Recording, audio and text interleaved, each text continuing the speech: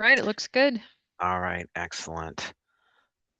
Go ahead and turn my video off. So I just talk with my hands, so I won't distract anybody with that. But feel free to drop in questions. I'll try to answer them as quickly as I can during the conversation. If there's something that we need to talk a little bit more about, we'll get in touch and help walk through that process. All right. So how to do business with the state of Ohio. I think most questions wrap around that. And we're, like I said, we're going to dive into that and give you a little more understanding of that. But first, my name is James. I'm part of the Office of Procurement Services here within the General Services Division of the Department of Administrative Services. And what I normally run into and what I think all of us feel about state government, big government is this, right? It's always a maze. It's always trying to find a way to navigate to the point where we're successful. We get that cheese in the middle of the maze. A lot of times you're constantly going to dead ends. You're constantly not knowing if you're making progress. My goal for today is to turn it into more of a checkpoint. Like as you're moving along, give you some key indicators that you are progressing forward, that you are making opportunities, um, making that progress to have an opportunity to at least understand where your next one lies. So taking that, first we have to understand, what does the state buy? You may ask yourself. Well, these are just some of the things that we buy. We buy electronics, vehicles, clothing, personal services. We purchase food, we purchase pharmaceuticals. Anything and everything that you need to run your business, the state buys on a larger scale, and even things that are way outside of that scope. For example, we purchased the Ohio Lottery um, game show practices and the game Cash Explosion. I think maybe you've seen it, maybe not, but we procure those efforts in TV production to helicopters for the Department of Natural Resources to be able to fly above all the land that the state has responsibility to. Anything and everything in between, we purchase. Now, one might say, well, how much do you guys spend on those purchases? Approximately $5 billion statewide for a variety of supplies and services to maintain daily operation of all our facilities, all of the activities that go on to run state businesses. Now, within that, $1.5 billion are on DAS contracts of addressable spend. Those are the items that really run through our agency for those opportunities that where suppliers um, are looking to get into the state and do some business and have an opportunity of success. So there's a lot of opportunity out there, and we're going to talk about how to, again, how to see what opportunities exist for you and your business, and how can you be a part of that. But first, we got to talk about purchasing requirements. And when I mean purchasing requirements, like what we have to do here in the state, we can't just purchase from anybody. We can't purchase from our friend. We can't purchase from our friend's friend and so on, or just people we feel like are good to do business with. We have rules that we have to follow, hurdles we have to jump over, just like any other purchase. Now, within that purchasing, there's certain requirements, as I mentioned, that are state law. The Ohio Revised Code 125.035 dictates that we have to purchase from requisite procurement programs for state resources if the product or services are available.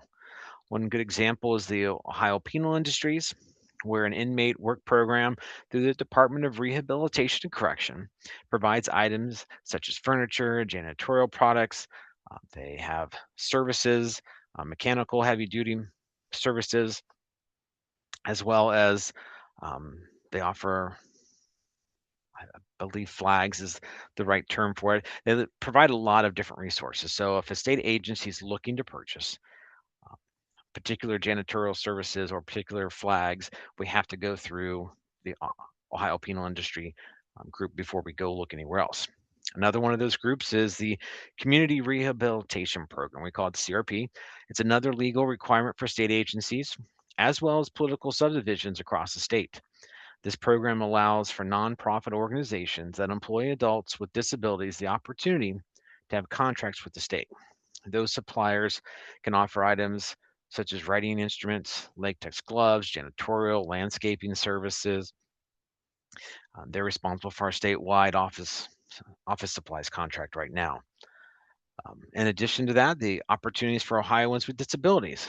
It's another state agency that partners with Ohioans with disabilities to achieve quality employment and independence. This department works with partners in business, education, nonprofit organizations to facilitate customized employment plans for Ohioans with disabilities, as well as help Ohio companies recruit and retain employees with disabilities. And then another group within that requisite program is our DAS, State Printing and Mail Services, where it's a full service print shop providing printing, mailing, fulfillment services across the state, as well as our Office of Information and Technology, where they oversee the contracts for various computer hardware, software, and services. So one of the important things about purchasing, we have to follow the law. We have to go to these requisite programs first before we can go to the next step. That's our first hurdle. Now, if we're looking for something that the requisite program cannot supply, then we're able to go to the current contracts. Those contracts may be for products, supplies, and services. Now, some of these contracts are mandatory, some are optional use. Depending upon that, we can determine whether or not to use those contracts to fulfill our needs, or the next opportunity is if we can't find that in the current state contracts and there isn't a requisite program available, we're able to provide an opportunity for a competitive selection process with a new contract. Now, within that new contract process, it has to be competitive. One of our top three processes by which we follow is our invitation to bid, where clear specifications, lowest responsive and responsible bid um, is what we're looking for. Now, this is a rather quick process. These are for very specific items. Let's say that the Department of Natural Resources is looking for fishing poles for our youth fishing program. They need 5,000 fishing poles, very specific on the make and model of a fishing pole, and they just need 5,000 of them. Um, what we look for is the, the business that replies with all the requirements, meets the expectations of those specifications, and as well provides the lowest bid, and that would be the winning bid for that particular contract through the Department of Natural Resources. So again, it's a very quick, very concise request from an agency looking to purchase something. Now, one of our larger competitive selection processes is our request for proposal. Now, these processes are not specific by nature because they're not trying to clearly define what they're looking for. They're looking for a best value, and sometimes those best values come from something we may not know. We're looking for information, examples, those things that make a better purchase for the state. Now, within the request for proposal, there's scored responses where we have multiple envelopes where there's a financial process we have to look at to make sure we're doing the best value for the state, where perhaps we're looking for an accounting software system. It has to be able to meet the needs of the state as a whole. Has to meet our accounting process best practices, but also we're not sure what the best tool is. So it gives an opportunity for suppliers to provide us with examples of specific software applications that might meet our need based upon various numbers of cost, so then we can determine what's going to be best for the state of Ohio to move forward. And one of the other ones we do use on occasion, really commodity sensitive, is our reverse auction. It's where we qualify suppliers with a pre-qualified process, and then the lowest responsive and responsible bidder wins that bid as well. Um, Most of the time, you don't see this as much as one might think. The most recent one we had was for the Department of Public Safety when they had to do metal purchase for the license plates we all use in the state. It was a commodity specific opportunity that took place, but another one um, doesn't pop up as regularly, but again, the requests for proposals, invitations to bid are your two main competitive selection process that you'll see. So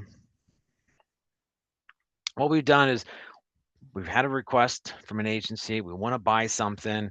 We've had to check the law and follow the requisite program, make sure nothing that they provide is something that we're looking for.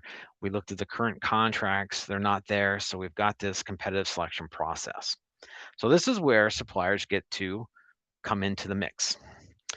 And we're going to talk about establishing an OHID for Ohio Buys Access.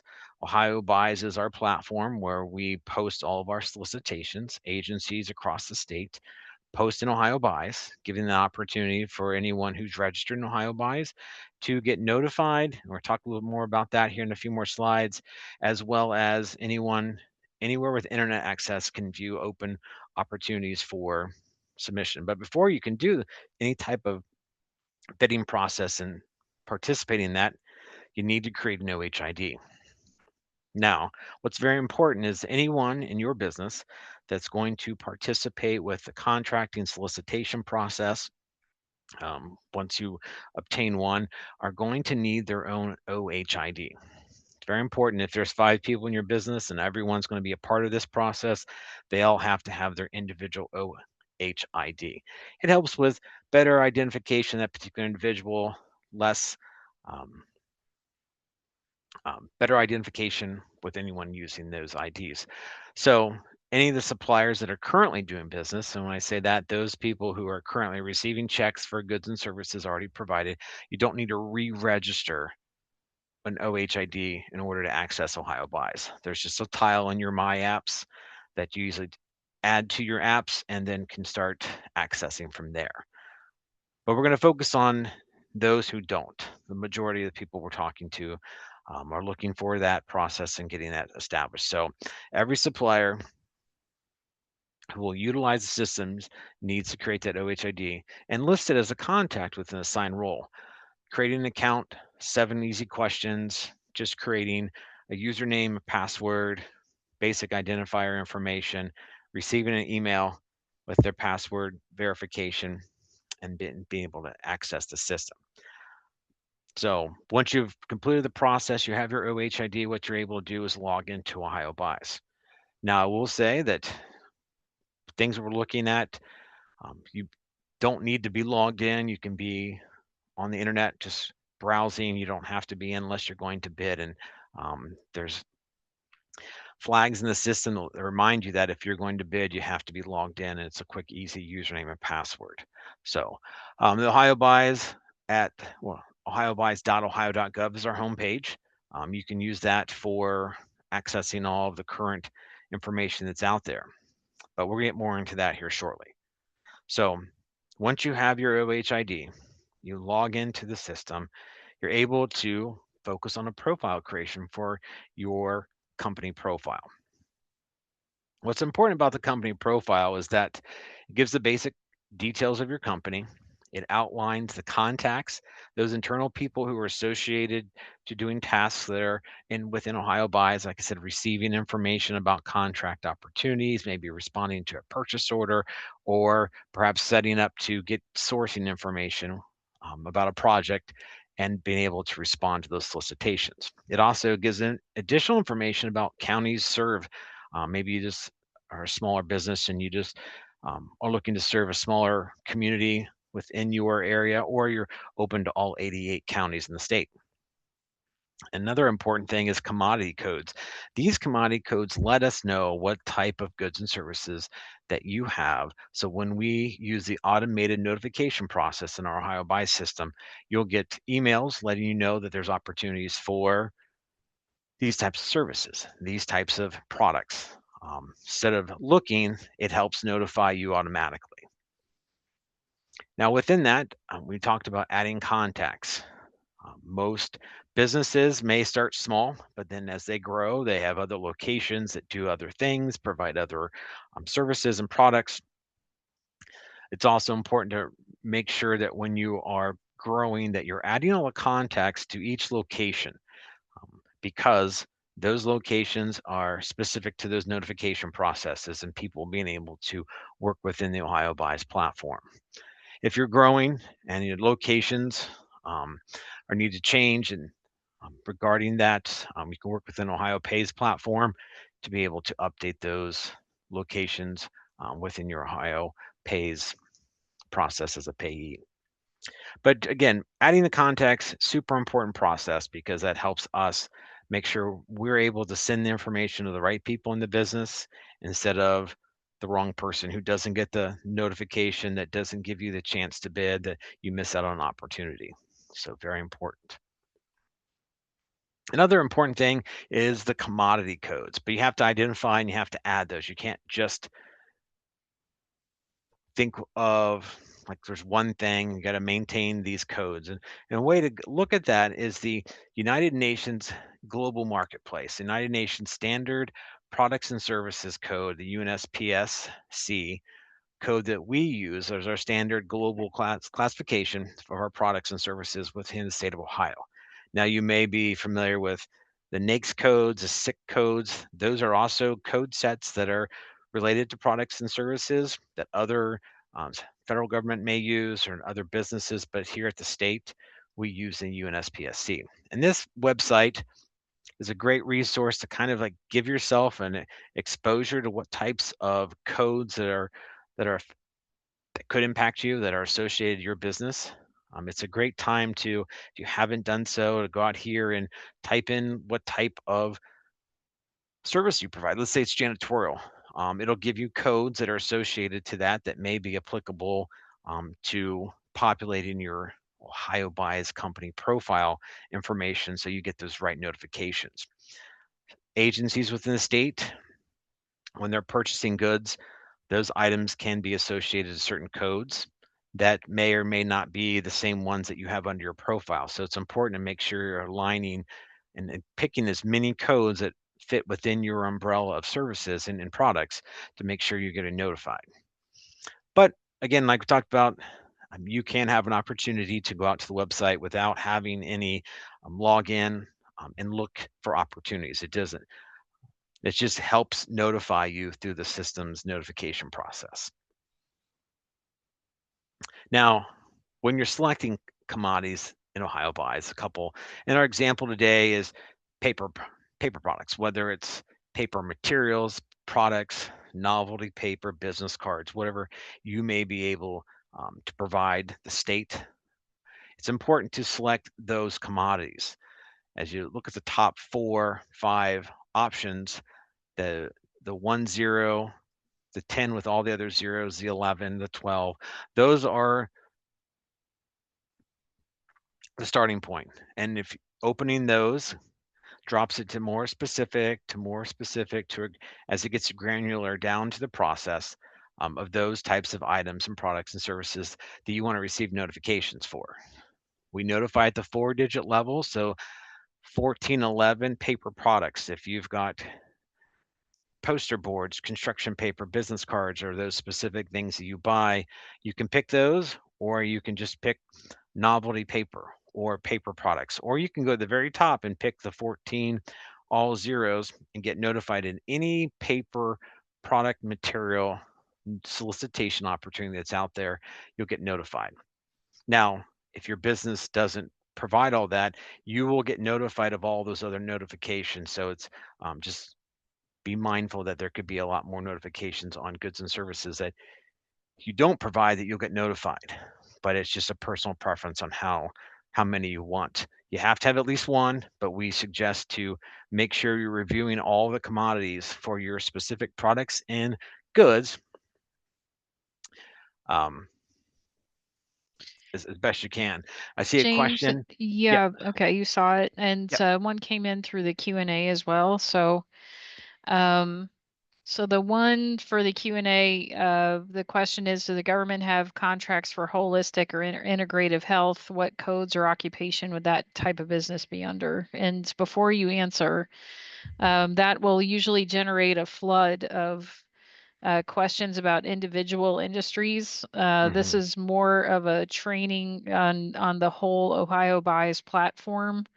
And I'll put a link to Apex Accelerator in the chat as well, because that's like industry specific type of questions are more, you'd get a lot more out of meeting with an Apex Accelerator counselor to help you figure out some of that.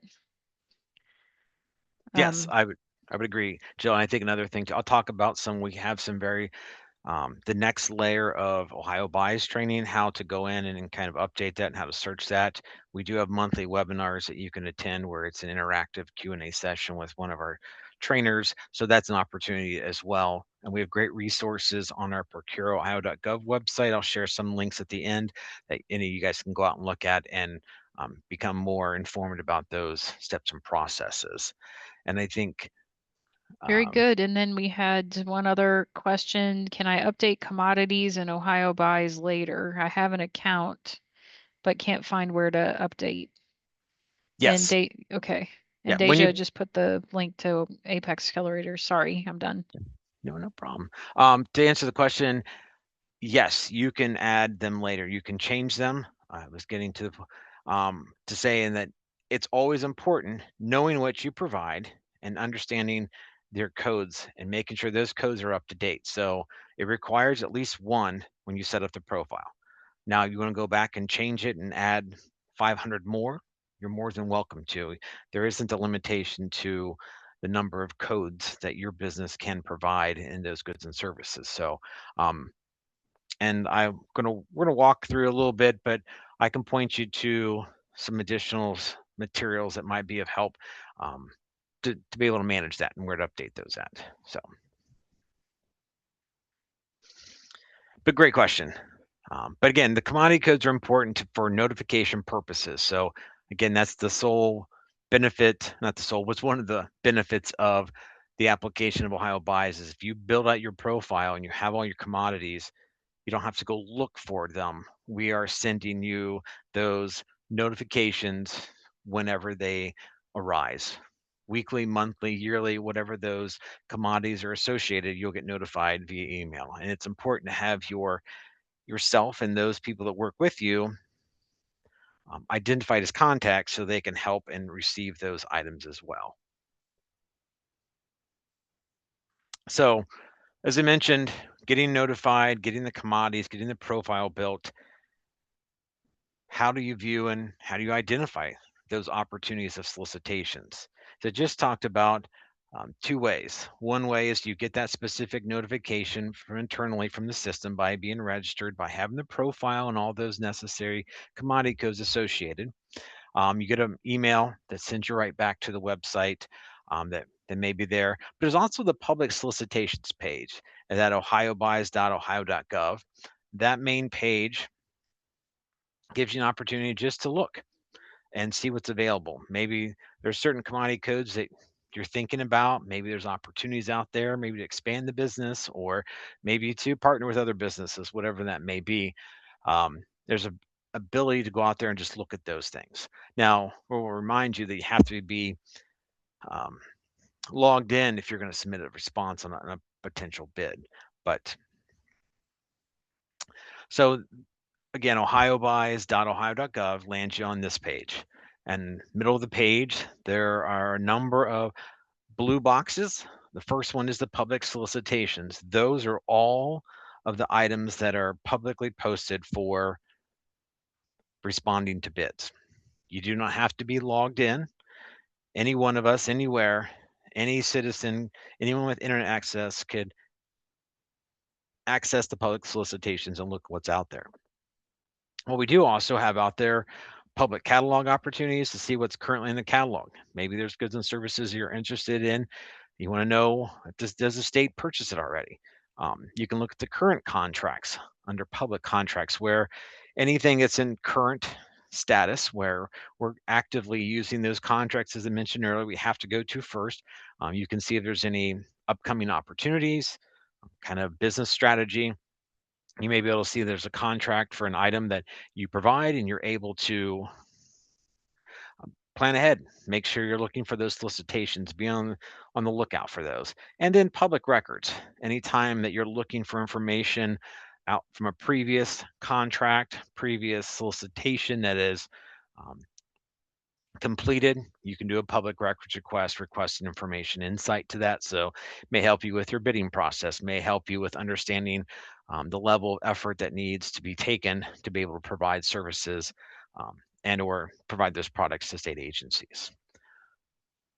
But as I mentioned, Viewing public opportunities is easy as clicking on the link there on the page, which will bring you to a host of opportunities that are posted. There's different types of information within that posting. As you can see, we have a solicitation ID for every event that's out there. We have a basic name that speaks to what exactly the solicitation is for and who it may be for. We talk about the requests for quotes, quick quotes, requests for proposals. We've got invitations to bid. They're identified by those, but as well as we do a begin and end date, lets you know when the actual bidding process started and when it ends. It's very important, though, to keep your eye on the end date. Not every end date is the same for every agency. So make sure you look at that.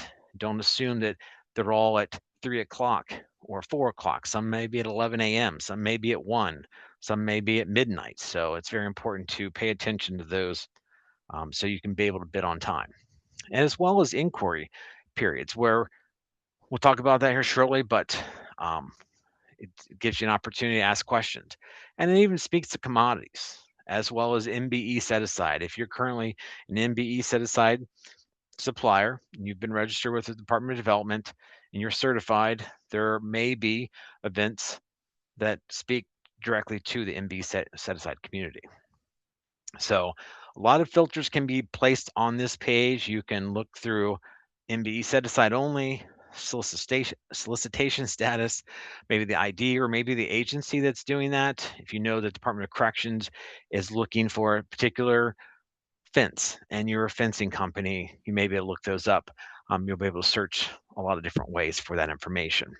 But once you're looking in that and say you find one you're interested in, when you open that up, you're able to see begin date again, the end date, the overall summary, what's expected. There can be a process that's very specific to that agency and how they want to do that.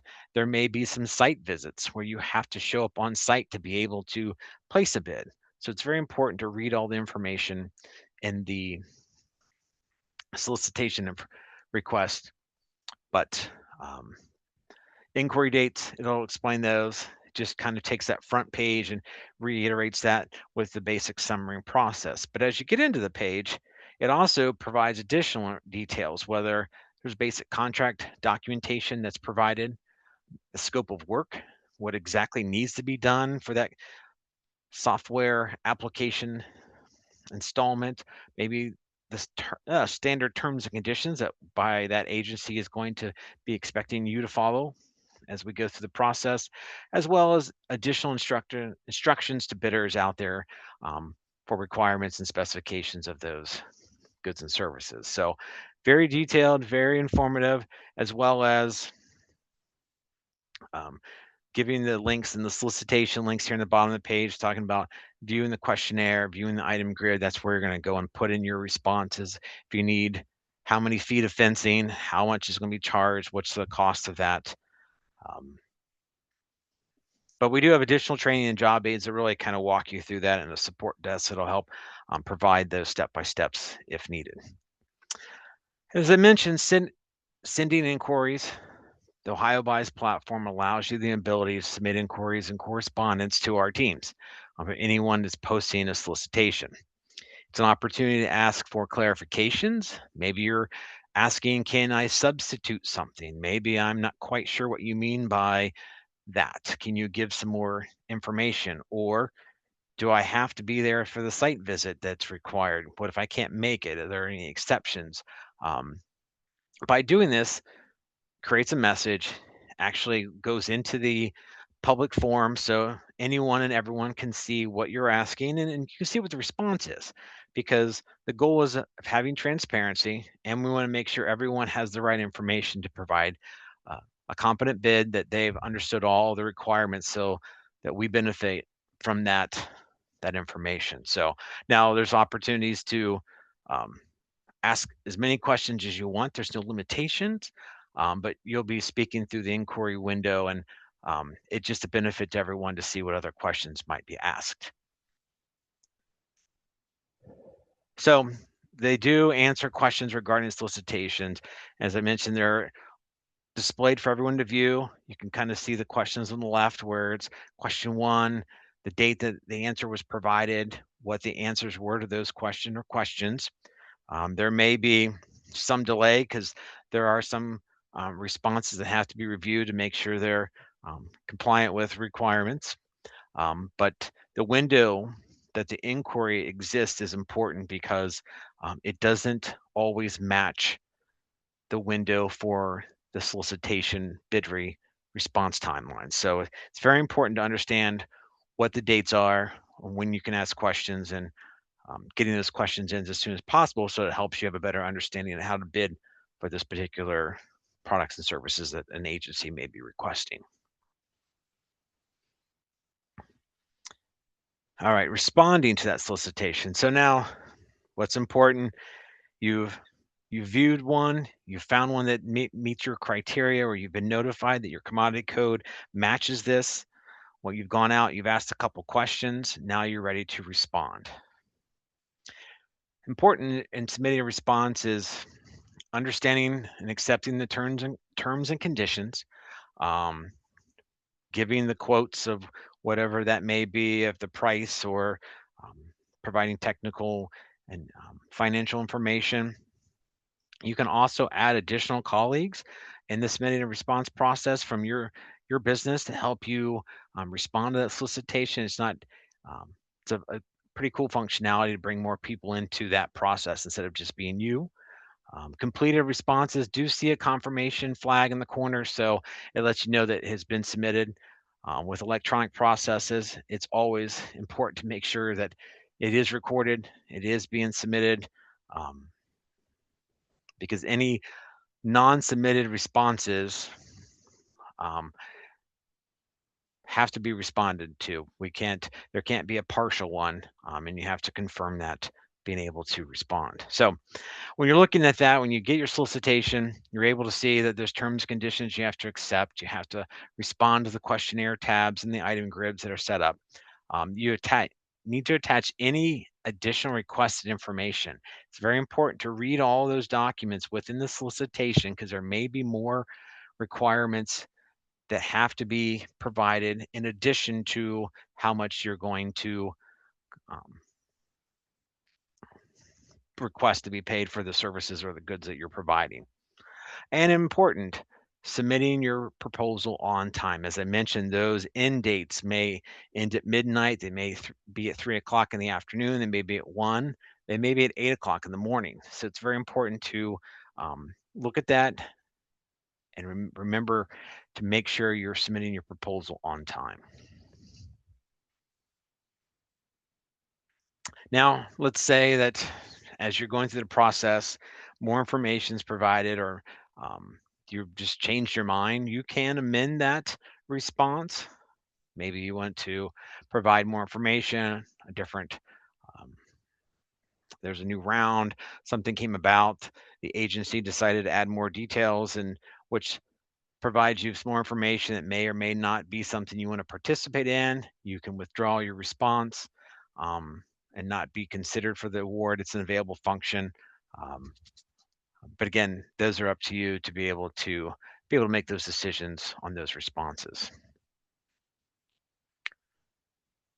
But once you've found something you're interested in, it's an opportunity for your business, you've asked the questions, you've submitted everything, now there's a waiting time. And what that waiting time is the evaluation process. That's beginning.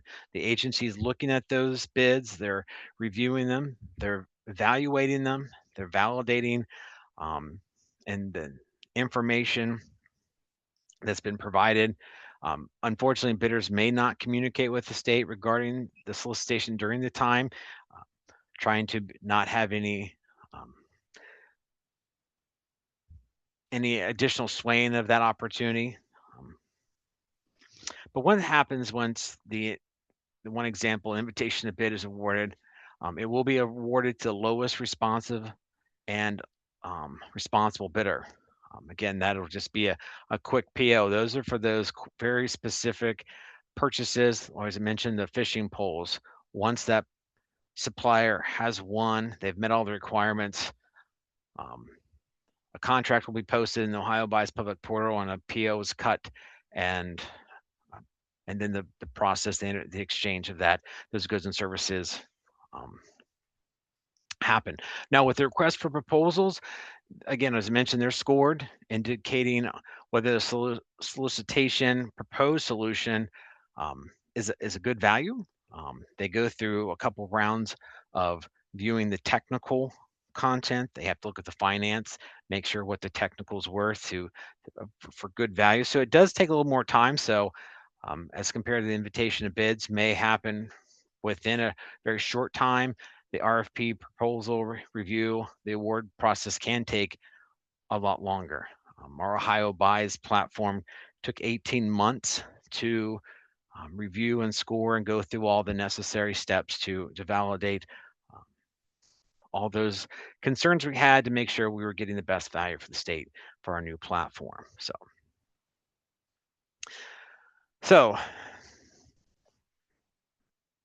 talking about resources, there's a couple questions that popped up about that. There's a host of great resources that we have available. On our procureohio.gov, we have a bidders and suppliers header. Clicking on that opens up. I'm going to show the next slide, but this first page talks a little bit about learning about Ohio buys. You can get to public solicitations and contracts information, general overviews of the public catalog, as I mentioned. Um, by clicking the bidders and suppliers, it does open up into additional tiles that kind of do deeper dives into how to sell to the state. Maybe that's registering with the Secretary of State, how does the state buy, learning more information about those programs. Training as well is a huge resource that we have that you can get hands-on training, resources, webinars, videos, learner guides, and job aids to help support you in that, as well as our support desk where you work and talk to someone one-on-one to help support you. Additional resources that can be of value. Um, here's quite a few of them. Department of Development, if you're interested in being certified with the minority business division and being an MBE or an EDGE supplier. Get some information about the Ohio Interactive Budget. You can see what types of things agencies are buying if it's part of your business plan. The Ohio political subdivisions, 88 counties. There are almost 3,000 subdivisions within the state that are required to purchase certain goods and services, but also it's some local opportunity that may be of benefit to you. And there's um, a great link there. And as well as some of the Ohio Pays portal information, Department of Transportation as well for those specific um, programs. And then um, what's coming up next is Ohio Facilities Construction Commission. But before we get to them, we're going to promote our Ohio Buy supplier webinars. This is kind of an overview, kind of get you into the information about what Ohio Buys is. We do a deep dive into how to access, how to navigate Ohio Buys as someone new, someone putting all the profile information together, commodity codes. And then that Friday, we're kind of kicking off for the month is responding to Ohio Buys opportunities.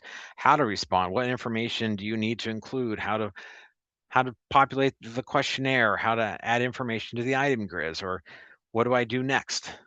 Great questions are available there. And some of our contracts are partnership and a revenue share. And if you become a supplier that participates in a contract, we have monthly training on how to do that. But those first two sessions on March 27th are a great deeper dive that can be partnered up with our resources and training to help explore more of Ohio buys um, as the more you get interested and get established with that. And then if you have any questions, feel free to reach out to our contact center. They will capture information and one of our team members will be in touch. We do have a phone and we talk to people every day, walking through the process to make sure we're getting you to be successful in navigating that process and not just relying on sometimes the world of send you an email and then trying to understand that and explain that. Sometimes it's always easier just to pick up the phone and talk to somebody. So, but some more information, just a couple different training resource links there. And I think that's all I have for there. Are there any outstanding questions or chat informations I may need to look at? There was one that you might want to chime in on as it relates to maybe some of the Ohio buys specifics, uh, databases. If there is a way to find out if an RFP is new or if there's an incumbent that's already done the work in previous years, and what the period performance are you able to find that kind of stuff in Ohio buys? You can find out if there's a current contract and who actually won the contract. You can actually view that. Um, you don't have to be logged in. You can just see that on the main contracts page. Um, do I have a few minutes here, or am I? But I guess we do some more training, and if I can drop my information in the chat, if there's specific questions on that, I can follow up with that. But everything that's currently in flight in the state that's being used for contracts, the incumbent's on there, and now additional information about that may be a public records request because it may not be posted publicly. It's just one of those processes where you'd have to request information regarding that. Um, but any of the existing contracts that are out there, you can see that information. You can see that and make some determination of that. But if it's not out there, there would have to be a public records request to request that. Hope that answers the question. Okay, awesome. And I will say, if, as I mentioned, public records requests, there's a lot of free information on the website that you're able to um, access. Definitely check there. And if there's something more, then please be specific with the request. Asking just for everything. We have We've had requests for, I need everything, and they won't give you everything because there are trade secrets sometimes in the process for a business if they're providing services or things of that nature. So they will, but it's important to be specific when you do have requests like that. So that's all I have today. Again, the PowerPoint, I'll drop a few links in real quick before um, the show's over. So that way it'll be shared with everybody. And the links within the presentation, they're all live. You can click on them and go to those sites if you're looking for information. So thanks for your time today. Hopefully this helped. Hopefully it provided a couple clear, less maze-like feeling. But we do have a lot of other resources that can help you along that way. So I'll turn it back over to you guys, Jill and Deja. Right. Thank you so much, James. And this is Shonda. I'm gonna wrap up, and we're definitely grateful. It's always wonderful to hear how to do business with the state. And again, since we're closing out a little early, if anybody does have any questions, you can put them in the chat real quickly. But if not, it looks like our presenters for our next webinar are up. So, just in case anybody does have to leave, since we do have a little bit of time, again, we do want to thank James for his presentation. We always enjoy working with him. And I think it's always great to find out how to do business with the state because there are so many different agencies, boards, and commissions, and so many different opportunities. We actually just had another webinar with him about a month ago. So, and I do believe James and his team will be at the Ohio Business Matchmaker, which will be in April, our signature contracting event that all of these webinars are leading up to. So if you are new to this series, and if you're new to, I guess I can turn on my camera. If you're new to this series and you're new to doing business with a government entity, and you'd like to explore in doing business maybe with, in addition to doing business with the state, with the city government, the federal government, we're even going to have some colleges and universities. The Ohio Business Matchmaker will be a great event for you to attend. It'll be April 22nd and 23rd. On the 22nd, we will have a half day of training. And then on the 23rd, it will be a full day of matchmaking. So the agencies, the state of Ohio, the city, even CODA, federal agencies will be there, representatives, and I do believe OFCC will be there as well. So you'll get a chance to get in front of the buying agencies, the buying or procurement officers, meet with them for about 10 minutes, present your pitch or capability statement, have some time to interact with them, as well as do some interaction with other small businesses. So great opportunity. I believe early bird registration is still going on. So if you want to go to and Deja, if you can put the link for the Ohio Business Matchmaker in the chat, you can go there to register for the event again on April 22nd and April 23rd. And then also you can go there to register for the next webinars. I'll talk about that after our next presentation. And with that, I think we are going to start a little early. And we are grateful for the Ohio Facilities Construction Commission, better known as OFCC. And we have with us today Mr. O'Neill Busnell, who is the procurement program support specialist, and Miss Taylor Howard, who is the procurement administrator. And I believe Mr. Taylor Howard, excuse me, they will be doing a tag team effort to show you how you can get engaged, learn a little bit about OFCC, how they procure services for a majority of the large construction events around Ohio, and how you can get engaged with doing business with them. So I'm going to turn it over to O'Neill and Taylor, and you guys can take it away from there. Thank you. Thank you so much, Shanda. More shout out to James again for this presentation. It was a great presentation on how to do business in the state of Ohio. And welcome again, guys. My name is Taylor Howard, procurement administrator with the state of Ohio, and also have my colleague O'Neill Bazile, procurement program specialist. We're going to be presenting on how to do business with the OFCC. So you hear a lot of similarities when it comes to doing business with OFCC as you did with the state of Ohio. Let me share my screen. All right. So we are the Ohio Facilities Construction Commission.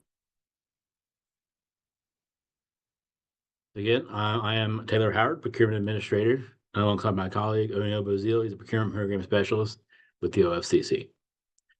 So doing business with the OFCC. So there's several different things several different topics that we're going to be discussing today.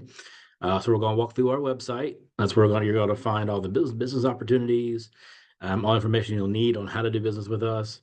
It's a way to how to find business opportunities, different projects that are administered to the OFCC, and then we'll talk about a little bit about our EDGE participation as well. A little bit about the OFCC.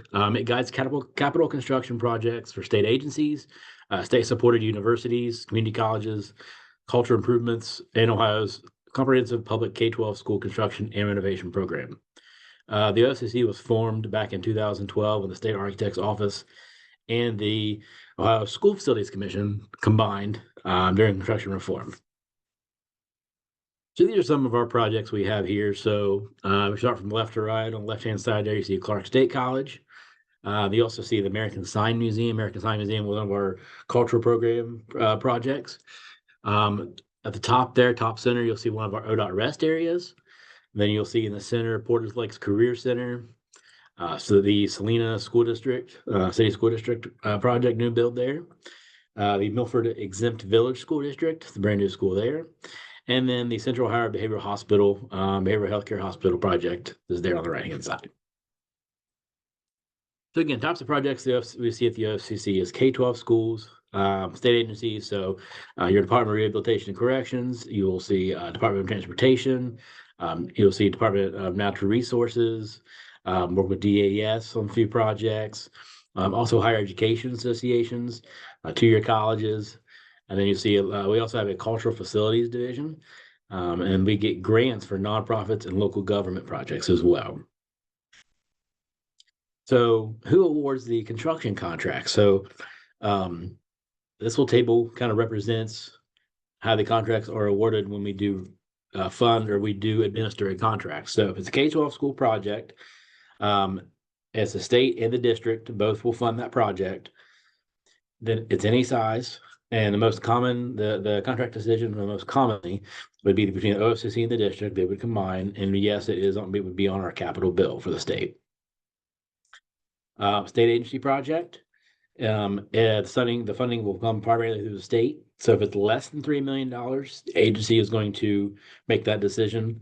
And yes, it would be in the capital bill. If it's more than $3 million, we are the primary contract holder and the contracting authority. So we would make that decision for the contract. And then it goes on, higher education. And for higher education, if it's less than 4 million, they can administer their own projects. And yes, it has to go through the capital bill. If it's greater than 4 million, we would actually administer the contract, but they would also have authority to make a decision on there as well as an owner. Cultural facilities, there is a state and local match there. Any size, can be any size project. The decision will come from the local authority, and yes, it does have to go through a capital bill. Energy performance is a newer contract. It does not have to go through a capital bill, but if it is funded by the state, it's any size, and then we are the contract administrators. If it's funded by the district only, then the district would be the contracting authority. They would make the decision. Types of companies that we work with. So we work with architectural engineering firms, construction management firms, consulting firms, design build firms, trade contractors, subcontractors, material suppliers, anything you can think of when it comes to a construction project, we work with. And some of these factors that are pursuing these projects will be location, project size and scope, the services that are needed, the timing, delivery model, and the owner is also a huge factor. And at this moment, I'm going to turn it over to O'Neill to take over. Thank you, Taylor. That was a lot of good information. So a question that a lot of people tend to ask is, where do I find this information? To locate information about project opportunities and upcoming projects that we have, you would go to our website, which is ofcc.ohio.gov. There on our website, you'll be able to see up and coming projects that we're working on, even news about construction projects that we have. But specifically, to find out about upcoming projects, you would want to click on Project Opportunities at the top center of the page.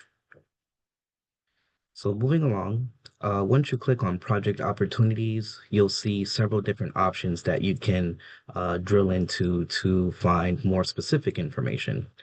If you look at the left-hand side of the slide, you'll see where we have an overview of the project opportunities portion of our website.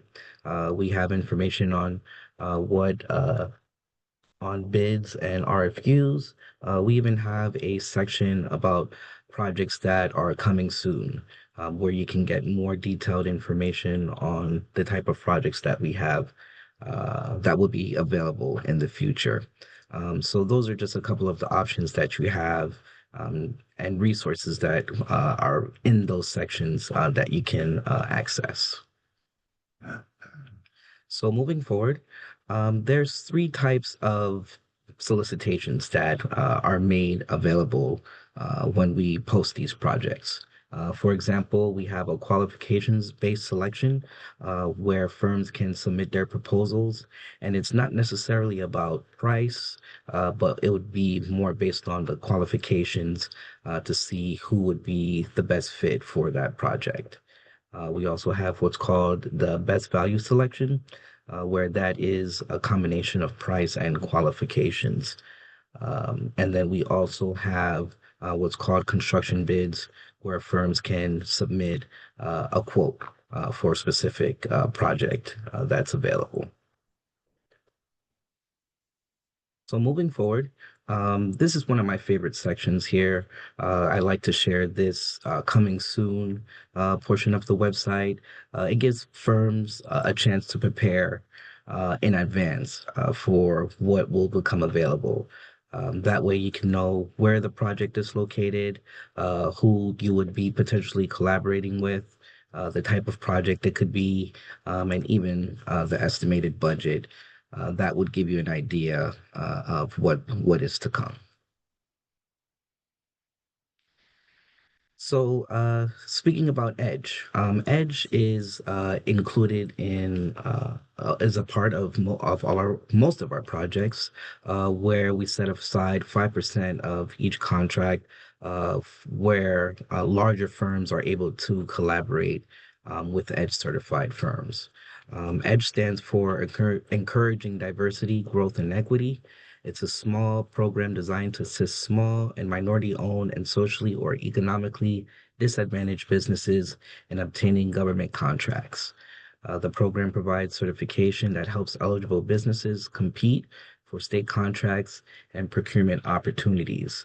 If that fits what the description of your company or firm, to gather more information in regards to the EDGE program, you would want to go to the Department of Development's website. Or if you were to have any other questions, always feel free to reach out to me.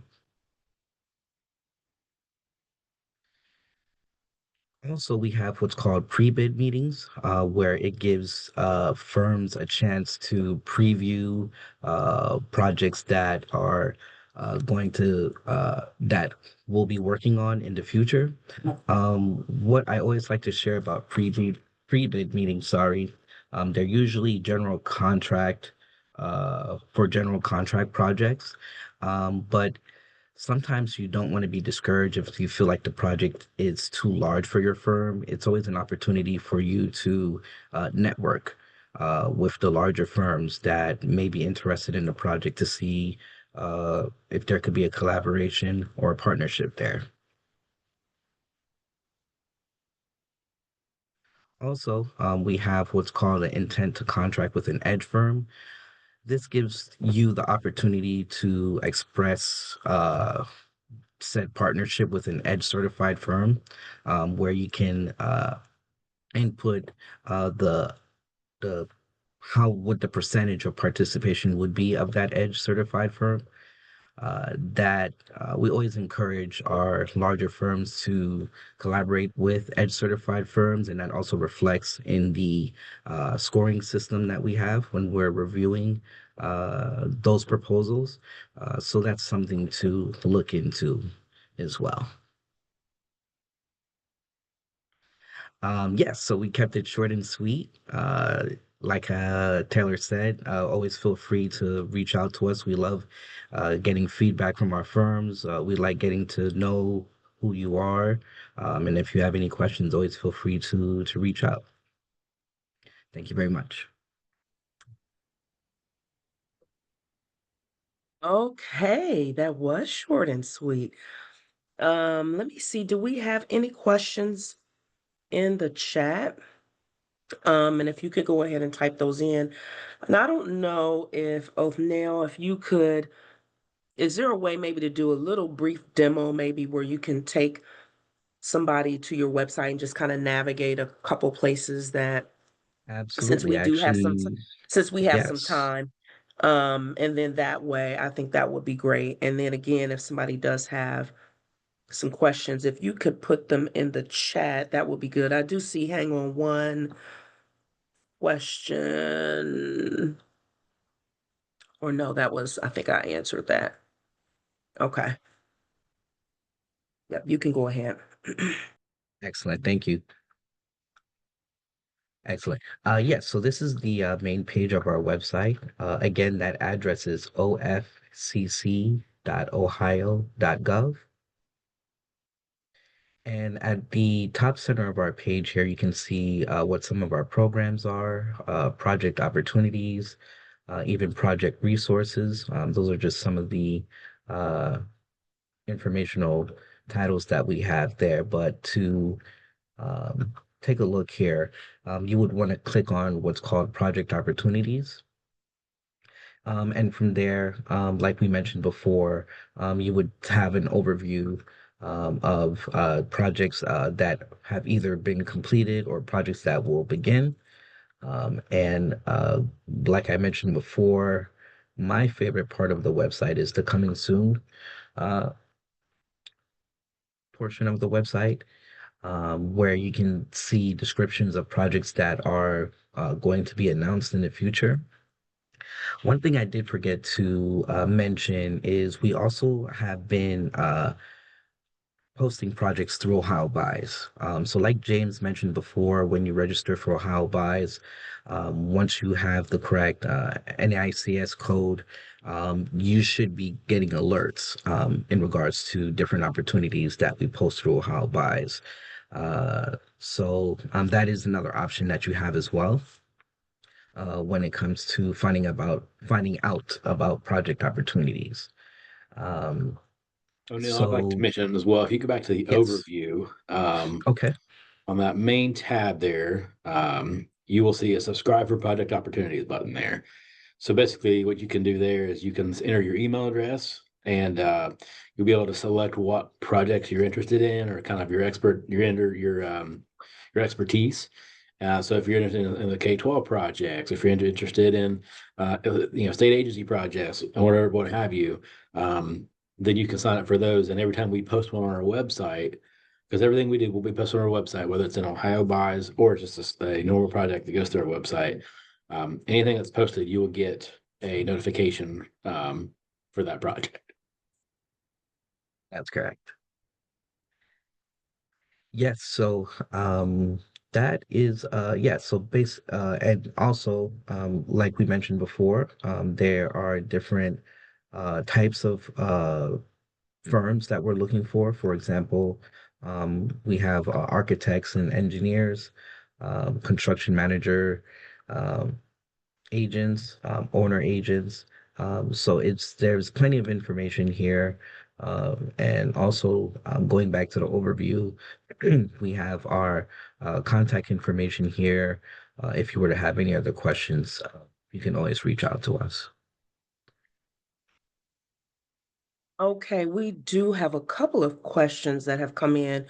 One I just responded to, that the website is OFCC. Oh, F is in Frank, OFCC. The next question, um, it says you had listed consulting services for construction projects. Can you give some examples of those? Yeah, I can take that one. So we do a lot of consulting, especially with our planning department. So our planning department will list a RFQ, customer qualifications for consulting and planning services for the K-12 projects.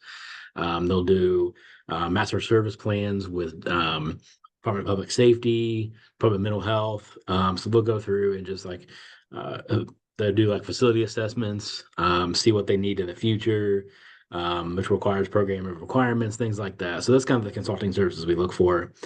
We also have a large list that goes out every 2 years. We just finished it for this year, for this coming fiscal year. So the new list will start July 1 of this year, 2026, and we'll go through June 30th of 2028. So there's an architect, engineer, consultant list, and those are for projects for typically under $250,000. Just super small consulting work. It's a large list that consists of about 175 firms on there. We also have mutual facilitators list. We have commissioning list, owner agent, storm shelter list, things like that. So those are a lot of consultants that get put on those lists, and those are renewed every 2 years. So I would say if you want to try to get on those lists, that's a really good start to do business with the state of Ohio. Kind of get your feet wet with the smaller projects. And again, those are every 2 years. We just finished one, so those will be coming out at the end of next year. If we decide to renew it, we did put a clause in this year that says we have an option to extend it additional 2 years per the OFCC discretion. So we might renew that at the end of next year, but I would keep an eye on our website just to make sure. Okay, thank you. The next question is Donald wants to know, is it a plus or is there an extra advantage if someone wanted to do work or look for projects with OFCC and they were a veteran-owned company and a minority-owned company?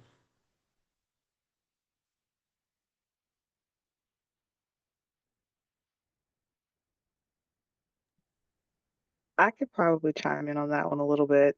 Okay. There are small business set-asides that both the state and federal government have, and some of those set-aside categories are minority-owned businesses as well as veteran-owned businesses.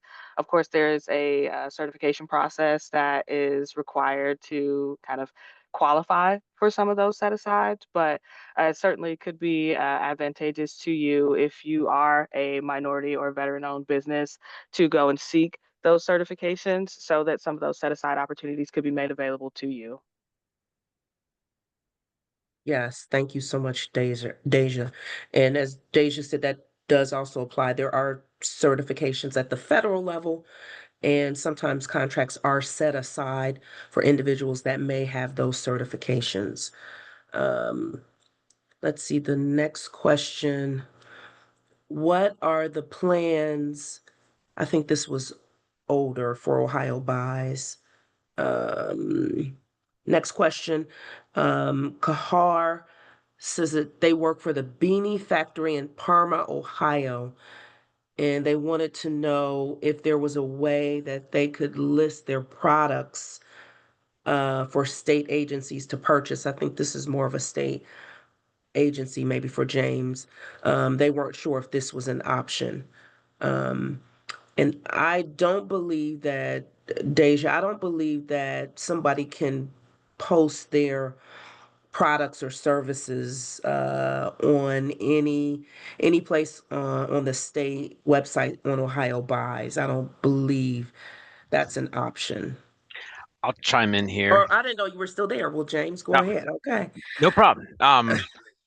There is an opportunity to that Okay. registering. There's a it's on our website on how to participate and do that.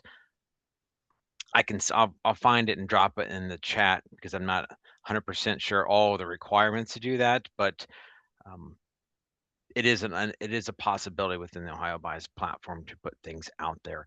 I'll just need to get a little more detail for you on that one. Okay, thank you. And here's another question. I would like to know, this person is a new small business and they want to find a few places that um, are upgradable or underserved. Could I also apply for those also to help my, not quite sure what this person is asking.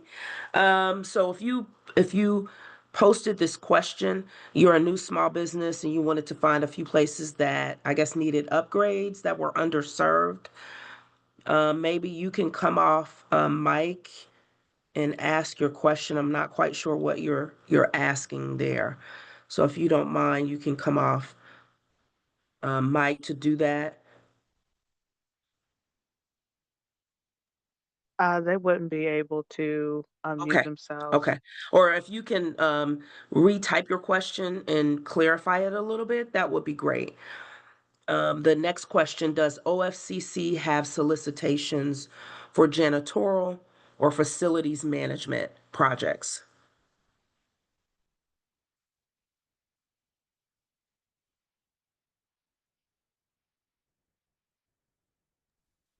Taylor or, okay. Yes, I got you. We do not. So janitorial facilities management would be more of a subcontract to our our prime contractors. I would think. Um, if you're looking for that as a primary, I would maybe advise to go towards James. I think that's more of Mhm. a state of Ohio kind of thing than it would be for the OFCC. Okay. Great. Thank you. Yeah, you should be able to find those through Ohio Buys. The next question, that is older. Can you share about what type of project opportunities are starting to be listed? Oh, this is on Ohio Buys in addition to OFCC. I noticed more opportunities are starting to be listed on Ohio Buys and OFCC. Could you elaborate more on why some go to Ohio Buys? I can talk a little bit about that. So we are starting to move. So, Ohio Buys is the state of Ohio's primary e-procurement platform. And prior to us using Ohio Buys, everything went to our website. You would just go straight to our website, then you would send your qualifications to our procurement email box. So we were very old school. So we are starting to move towards Ohio Buys, and the system before we started using it wasn't built for the types of solicitations that we do. So our qualifications-based solicitations, as well as our best value solicitations. So now we've worked with Ohio Buys over the last year to year and a half to get the system capable to be able to do what we do. So we have started putting some base solicitations in Ohio Buys. So that's why you're seeing a few OFCC solicitations on our website and a few in Ohio Buys, because we're slowly integrating that, into our processes. Because there's still a lot of bugs and glitches that we're working through, but it is working very, very well for us. I'm very pleased with what we have, and so when you go to our website and you click on a solicitation that you are interested in, one of the things will pop up. So either if the RFQ pops up itself, so you see request for qualifications, that means that is going directly to our procurement email box if you want to participate. If you pull the document up, if you click on the solicitation and it pops up a document that states Ohio Buys and how to find it, then obviously you'll know you need to go into Ohio Buys to participate or view the RFQ. Okay, thank you. You're welcome. Are there any other additional questions? And if you can post those in the chat or the Q&A box, we'll go ahead and share them. If not, James then did go ahead, Deja. Shonda, James did offer, since we do have a little bit of time, to also do a quick walkthrough for Ohio Buys or Great. procureohio.gov. Okay. Yeah, that would be great. Okay. If that's okay with you, Taylor and O'Neill? Absolutely. Yes. Thank you guys for your Okay. time. Really appreciate it. Okay. Thank you. Great. All Thank right. you. Thanks, James, for staying. No problem. Let me just get the screen up really quick. Let me find it for, hold on a second here.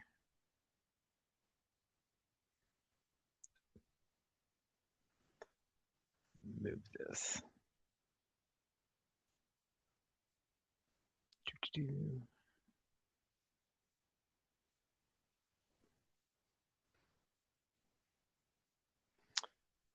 All right, you should be seeing my screen now. Oops. Yes. All right. Awesome. Too many screens here. I'm moving around. So yes, I wanted to highlight this a little bit earlier. I'll go ahead and talk about this. This is our procureohio.gov homepage. This is where all of our bidders and suppliers come for information about procurement practices. This is where all our state and local agencies come as well. So on our main landing page, we do have information about Ohio Buys, public solicitations, our community rehabilitation program, a cooperative purchasing program members. I mentioned the political subdivisions. You're able to go here and find some information. I'll click through a couple of these links, but it's kind of the first step of viewing what's available for state procurement practices. At the top of the header, anyone that is not a state agency or local business, this is kind of where you're going to go, bidders and suppliers. Clicking on this opens up, as a part of the slide deck there, there's more information about selling to the state, understanding how various purchasing programs in Ohio buy, learning more about Ohio Buys. I talked about the public catalog as well, a good opportunity to look at those items with current pricing to kind of help. Again, it's kind of market research to understand what's available, what's being sold, what's being purchased at the state. How to submit a response. One of the major things I like to call it is our Ohio Buys training tile. We have webinars, as I mentioned, monthly. We have video overviews. It depends on how you like to consume information, as well as learner guides and job aids, and basic FAQs of that. This is a great resource for anyone who's starting to get information and interest in Ohio buys. We do have learner guides of the whole process, step by step of that. We've got step by steps on how to review and respond to solicitations. We've got managing contracts. As you grow and get more involved in the process, there's more steps and activity that goes with that. We also have job aids. Maybe it's how to respond to a quick quote solicitation, how to manage a hosted catalog. I know the questions like, can I post a catalog? There's some steps. I'll call that out here in just a second if you're still on there. How to submit a public records request. So a lot of individual items can be found here that are a great resource to you to help you respond to a bid, to prepare to respond to a bid, and get involved in Ohio buys. So a lot of great resources here. You can easily move back on the breadcrumbs. You can go back to the starting page. Just depends on what your preference is, or even the sidebar menu here. I'm going to go back here to procure. And on the main page, if you're looking for public solicitations, this kind of gives them basic information and guidance on how to get registered in Ohio buys, as we talked about. That OHID talks about how we use the UNSPSD commodity code system. Just some basic information about that. And over on the right side, you'll see launch public solicitations, launch state contracts, launch public bidders and suppliers. There's additional training. So most of our pages are kind of all tied together, so you don't have to try to find too much. It's going to be there. Launching public solicitations.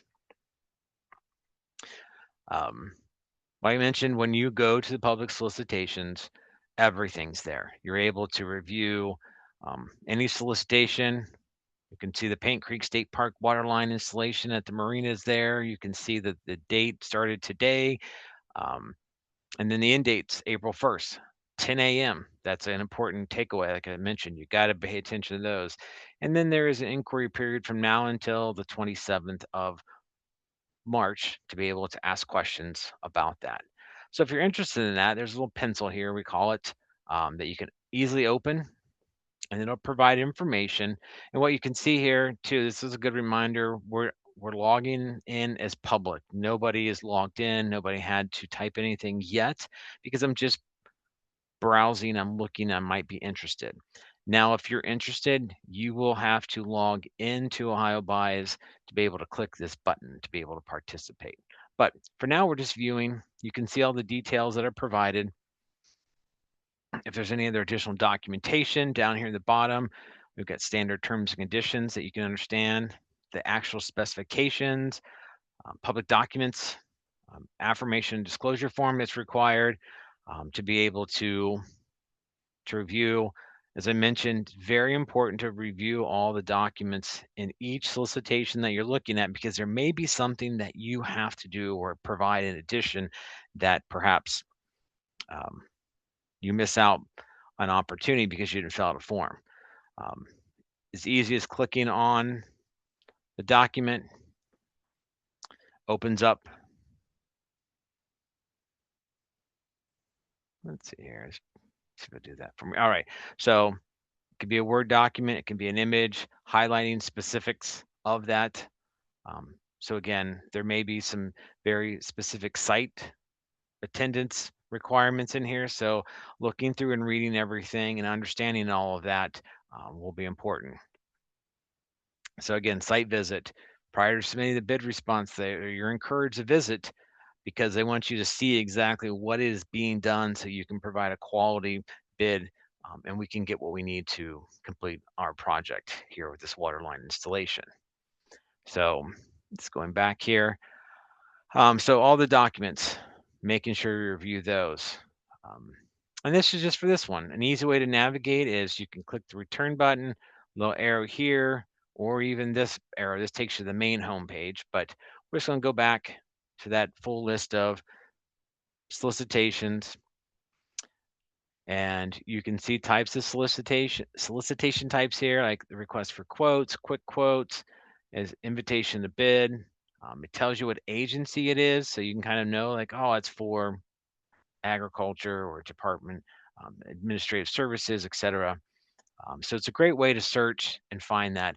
You can type in keywords if you're looking for water services. Let's say, so you use that for an example. It'll bring back those keywords that help identify those solicitations are active. I always say cast with a large net, and that's what the system's doing, and just looking for opportunities that align with you if you're interested. Now, if you're registered and you're with Ohio Bias, you have the company profile information, these notifications will be emailed to you with those details to go in here and look at that. As I mentioned, and I think Deja mentioned also, MBE Edge set aside opportunities. They do exist. These are specific. The only way you can participate in these is being certified as an MBE supplier. You have to go through the Department of Development Minority Business Division, go through their certification process, and then you'll be able to bid on that. Important part of an MBE, and if you already are, is that you have to be certified and you have to have it on file with your profile on Ohio Buys to be able to bid on those. If you're in between an approval process, and this specific one, sinks or replacement toilets comes up, and that's your thing, and that's what you're providing, you have to be certified by the end date, by 3/20/26 at 12 a.m. So you got to be certified, because if you're not, you won't be able to participate. We do post them so everyone can see them, but just as a reminder, it's just a way to, you got to be certified. But again, if you're looking, you come here and you're like, I need to go back, Ohio Buys brings you back that home page we looked at earlier. You can log in if you want to log into your profile, but just you can come to this home page and just save it in your browser as your favorite and be able to click on the public solicitations where we just left. Public catalog, you can look at all the items that the state currently has and its pricing. I think the contract question from earlier, you can search any contract for an incumbent. Let's say it's, let's just say, we'll just use this first one. Industrial Economics Incorporated is the incumbent supplier on this particular contract. You can see that the end date is 6/30/26. Maybe it's an opportunity that this contract's going to be bid back out. And you can look at basic information within the contract. It's all visible public information, whether or not there's a price list or whether there's items within the public catalog link that you can go to look at those items that are under that specific contract.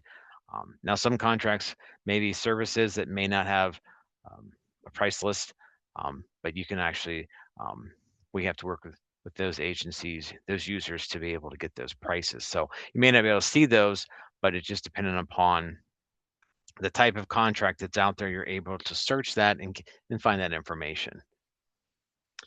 So, and again, the robust search functionality, you can search by commodity. If you know you're looking for specific keywords of a contract, you're looking for, let's say, lawn service.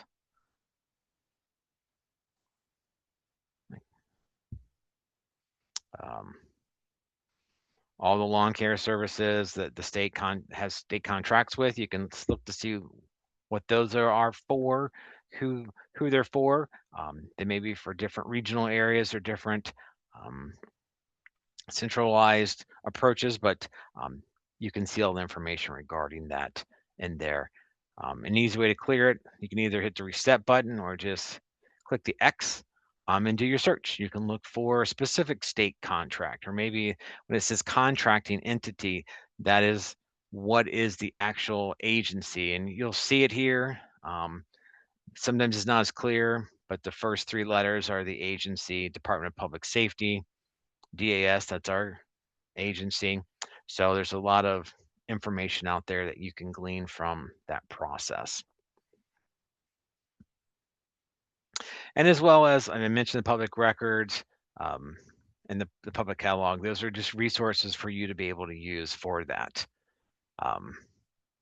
And for marketing purposes, if you're out there doing business and there's not an opportunity that you see right away within Ohio Buys, you're able to come to our cooperative purchasing program members. We do have a list, and this cooperative purchasing member list is all of our registered members across the state of Ohio. As I mentioned, 88 counties and up to 3,000 political subdivision members that are out there. Not all of them are on here, but these are maybe some local businesses that may be able to provide. You may be able to provide services or goods to them, and these are contact information again for opportunities to sell your business goods and services to not just the state, but everyone within the political subdivision entity. And let's see here. Trying to think. Let me see if I can log in real quick here. If you got just a second, bear with me.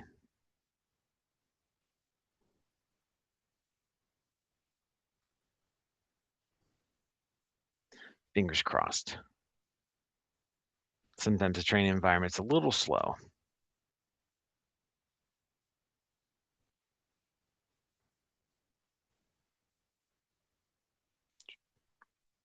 It's really slow. While that's thinking, as we talked about bidders and suppliers training, we do have those webinars that are going on. Right now, there's nothing specific. The March ones are not posted yet. They will be next week. The links to those they were in the slide deck. I guess we're not sharing that. I think I read, but you can come here and those links will be up shortly. But right now we're going through an upgrade in Ohio Buys. We're able to do some enhancements, better the system for our state agencies to be more efficient and provide a better experience for you as the supplier bidder community to leverage that. If you're interested in some updates that are going on, we are running webinars about the new system, about the updates that we did. You can come here. We do have some basic information on how to get registered for those and get those links to be able to attend. All right, here we go.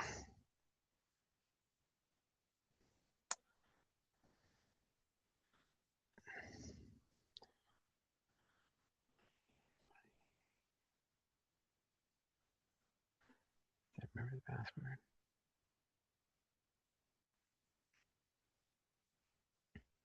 All right, and an earlier question about how to update my profile. This would be like the basic landing page that you would see when you would come into your Ohio Buys profile. You'll see announcements that we may be able to provide you. There may be additional resources. There may be purchase orders. Now you won a contract and you've got purchase orders coming in. You can acknowledge them that you received them and you're processing them. Additional validation processes. You may see that you may be in the middle of responding to a couple RFXs, or maybe you have orders to acknowledge. So there's a lot of different information on here, but here at the top, general information, you'll see company profile. And that's what we kind of did a real quick glance through, and it'll identify the business, the information. It'll provide contacts. And as we mentioned, the important part of contacts is if the person who has the sourcing invitation contact is going to be the main person who always gets those notification emails. It's best to identify somebody. Maybe you're the supplier, you're the business owner, and you've got other people working for you. You don't have time to respond to every email. It's always important to give Jen or Kurt or David or Carletta those roles so that you can make sure that they can respond to those. Easy as clicking an X or adding a role to maintain that. And it's important as your business grows and people switch roles, updating your contact list as often as possible to benefit from that. And additional information, as you can see, we got county serve. We leave that blank to say we're not really limited by a county serving area. But what you can see is all of the supplier commodities that this particular business is looking for that they provide. And you can see all of them. We've picked plotter printers, all different types of printers, um, software, computer equipment. And as you can see, they've drilled down to very specific ones. They've used the 4-digit high-level computer equipment accessories commodity code. So anything underneath that 8-digit code would be notified to them. Maybe some other different items that would be applicable to their business stream. You can see the 4320 and the 4321. Those are two different umbrellas of commodities that are provided. And anytime you want, you can just click a button, delete something. You don't have to have it in there. You can maintain that. Since we've got about 30,000 plus commodity codes in the system, they're not all in this drop down. You just have to click the see all button. And what happens is that expands into that image we were seeing in our presentation. As I mentioned, the training environment gets a little slow. So as you can see, a couple different options. Over here, we got the 4-3s. You can see those as they go down and expand. A couple options. You can click the plus sign, and that breaks it out into those subcodes of the 4-3, the 4-3-1-9, 2-0-2-1.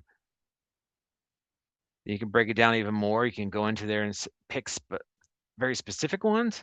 If everything fits under here, there's a little icon. If you click that, you'll see everything gets selected. Or you can unselect it. Easy as that. Or if there's, let's go to media storage devices and there's more in there. Let's say that you just want to do that. So all those, you want notifications specifically on any one of these things. And if I just click close, as you can see, look at all these additional new commodity codes have been added to your profile. So again, maintaining this and updating it anytime is a simple click of a button. If you want to, your business is growing, you want to take things out or changing, you're changing direction, what have you. It's just simple as clicking on the X and everything starts to disappear. And then when you're done, you just hit save. And then there's your data has been saved and then your record. One of the things we talked about, certifications. If you are MBE certified, you don't add them here. It's just one of those, the system adds them for you type of information regarding that. So if you're looking to get involved in the certification process, a migration happens overnight through a data exchange that once Department of Development finishes that, it uploads, transfers to us, and it gets populated here to allow you to bid on those opportunities. So real important to manage that. There's a couple other opportunities within the contracts to say you have contracts, you're able to manage some of those. If you have catalog, sometimes we have suppliers who have a large catalog, they maintain it themselves or we manage it on their behalf. A lot of different opportunities. You can manage your proposals. You can actually see where you're proposing to, completing that process. Like I said, we do a deeper dive into our monthly webinar series and our training materials, really kind of step by step through the whole process. So you're not missing out on anything.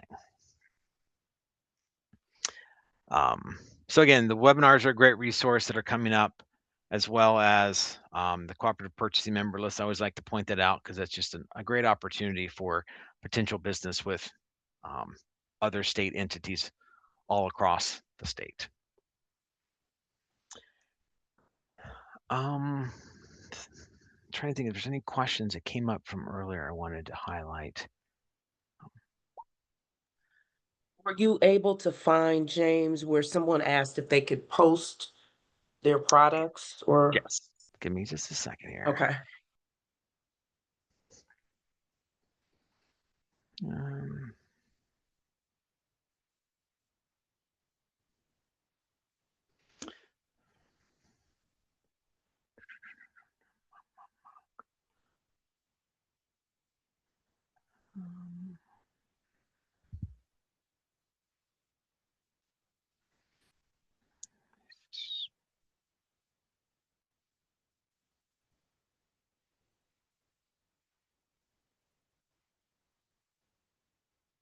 Yeah.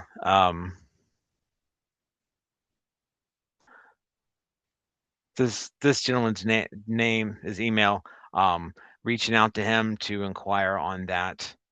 That's just to help set up a catalog. It's a possibility. Again, there's some requirements that have to be met that go into that. Sorry, these two. Drop it in the chat.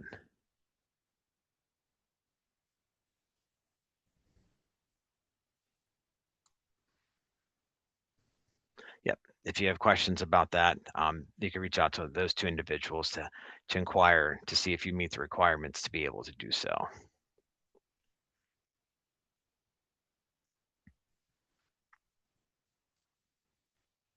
And most of our pages, as we mentioned in the slide deck, if you have questions,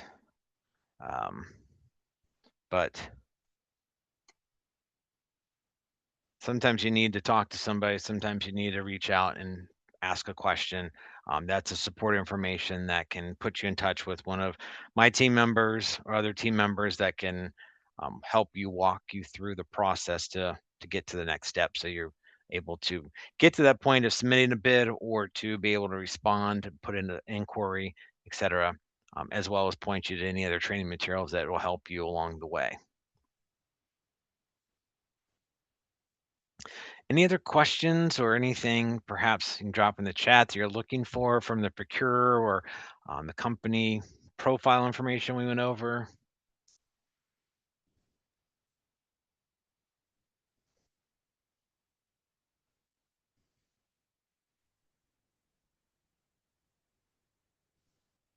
As I mentioned, though, it's great resources out there, just being able to use those. And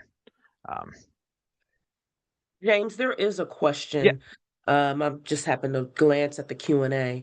Where can you find previous bids, previous bid history for pricing comparisons? okay. Let's do this.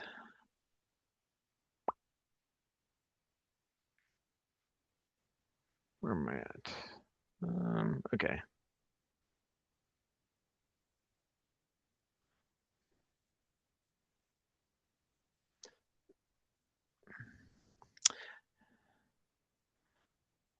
If you're asking about previous and previous meaning the one before the current one, public records, you'd have to request that information about other bid submissions about the current one. But if you're looking for something that's current and existing, you'd have to find the specific contract you're looking for using the view the public contracts browse page, identifying that, and you'll see the current incumbent, the winner, and their pricing.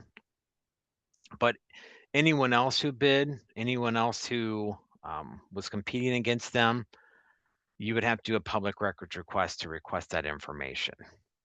But I think a good starting point is looking at the current contract and starting there and seeing what exactly,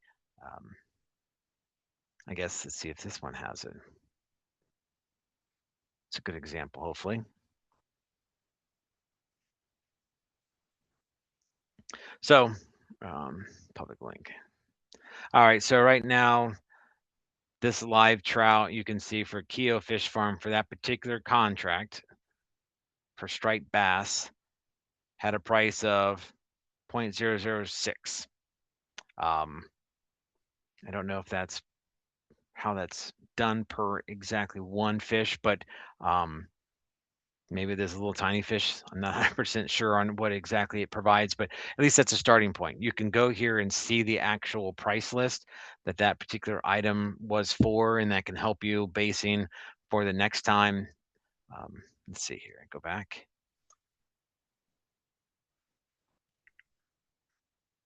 So the contract validity ran from yesterday till June 30th of this year.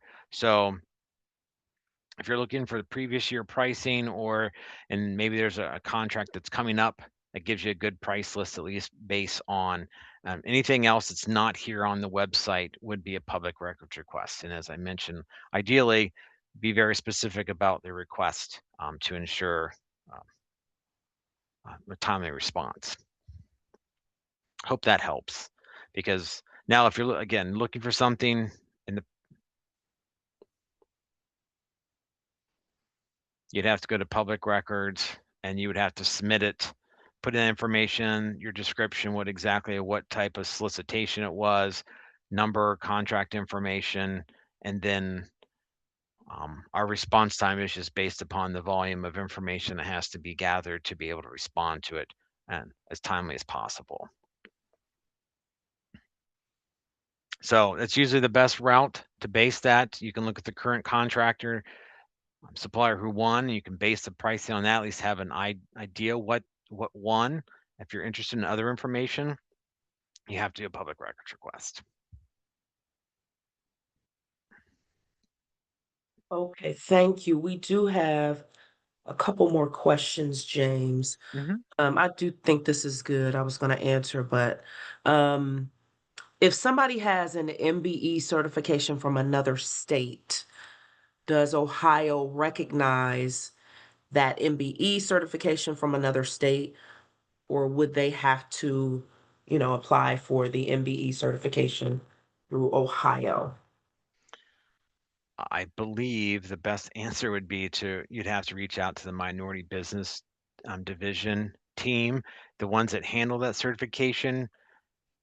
I don't know the exact answer to that, but I do know there's some reciprocity of certifications on certain things. I'm not sure if that applies, but I would reach out to them and they can make you aware of if that does work or doesn't. And with that, and with the next one, because this person wants to know how they can get veteran certification. Mhm. Can you show on the website like where they would go in order for the MBE certification, or to ask questions regarding the reciprocity, and then also for the veteran certification, where would they go on the website? Yeah, it's partner development, top header for business, and then I believe it is starting your minority business.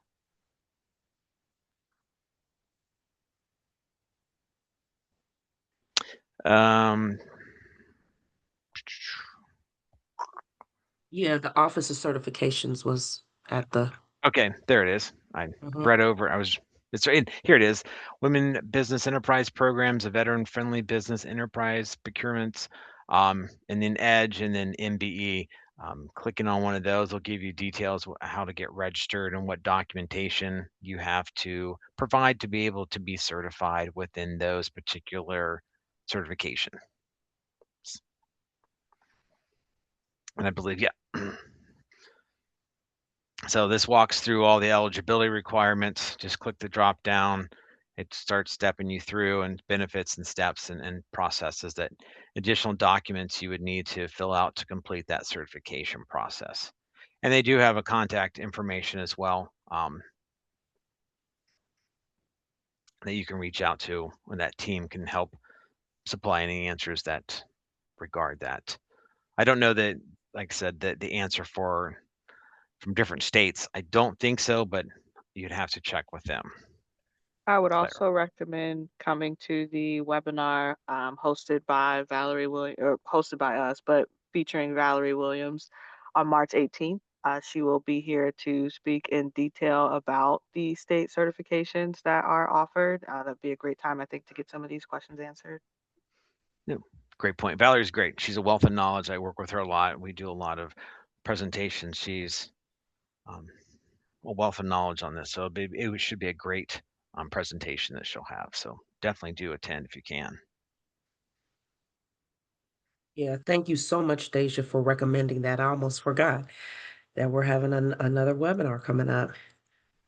So it looks like that is all the questions in the Q&A thread, and then it looks like that may be all the questions in the chat.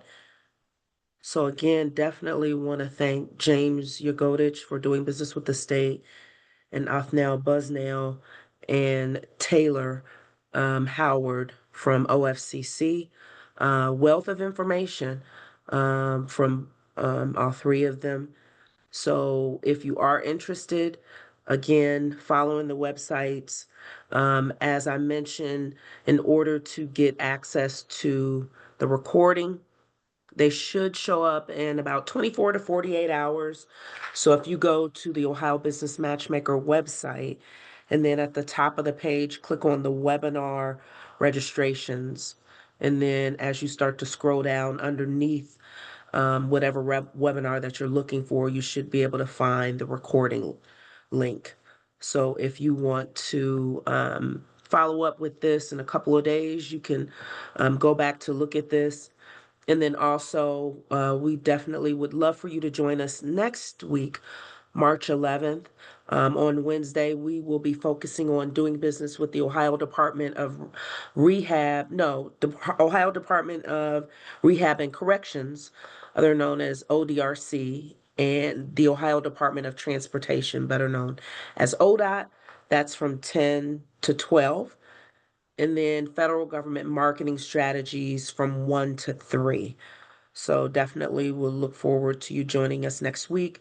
And again, as I mentioned, all of these webinars, it's a series from now through April leading up to our signature event, the Ohio Business Matchmaker, which we'd love for you to join us April 22nd and 23rd in Dayton, Ohio at the Nutter Center, Wright State Nutter Center. And so again, early bird registration, there is a registration fee for that. But early bird registration is in effect right now, but you can go to the same Ohio Business Matchmaker website and actually register for the event. There's also a list of the agencies, state, local, federal agencies, colleges, and universities that have already registered to attend. So definitely visit the website for that.